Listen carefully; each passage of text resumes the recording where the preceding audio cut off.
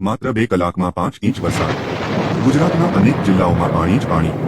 નદી-નાળાઓ બે કાંઠે, રસ્તાઓ પાણીમાં ગરકાવ અને હજુ પણ ભારે વરસાદની આગાહી. આખરે સૌથી વધુ વરસાદ ક્યાં પડ્યો? સંપૂર્ણ માહિતી જાણવા માટે વિડિયો અંત સુધી જરૂર જુઓ.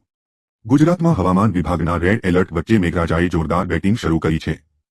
દક્ષિણ અને મધ્ય ગુજરાતમાં વહેલી સવારથી જ ધોધમાર વરસાદ વરસી રહ્યો છે. સવારે 6 વાગ્યાથી 8 વાગ્યા સુધીના માત્ર 2 કલાકમાં રાજ્યના 82 તાલુકાઓમાં વરસાદ નોંધાયો છે. ભારે વરસાદને કારણે અનેક નીચાણવાળા વિસ્તારોમાં પાણી ભરાયા છે અને જનજીવન પર તેની સીધી અસર જોવા મળી રહી છે. વરસાદના આંકડા પર નજર કરીએ તો સૌથી વધુ વરસાદ નર્મદા જિલ્લામાં નોંધાયો છે. સાગબારા અને ગરુડેશ્વર તાલુકામાં માત્ર 2 કલાકમાં 5 ઇંચ વરસાદ ખાબક્યો છે. નાંદોદમાં 4 ઇંચ અને તિલકવાડામાં 3.5 ઇંચ વરસાદ નોંધાયો છે. મધ્ય ગુજરાતમાં પણ વરસાદનું જોર યથાવત રહ્યું છે. મહીસાગરના બાલાસિનોરમાં 3 ઇંચ, જ્યારે આણંદ, વડોદરા અને નસવાડીમાં 2 ઇંચ વરસાદ નોંધાયો છે. બોરસદમાં પણ 1.5 ઇંચ વરસાદ વરસતા અનેક રસ્તાઓ પર પાણી ફરી વળ્યા છે. ભારે વરસાદના કારણે અનેક નદી-નાળાઓ બે કાંઠે વહેવા લાગ્યા છે.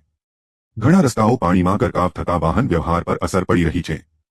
હવામાન વિભાગના જણાવ્યા મુજબ આગામી કલાકોમાં પણ રાજ્યના અનેક વિસ્તારોમાં ભારેથી અતિભારે વરસાદ પડવાની શક્યતા છે.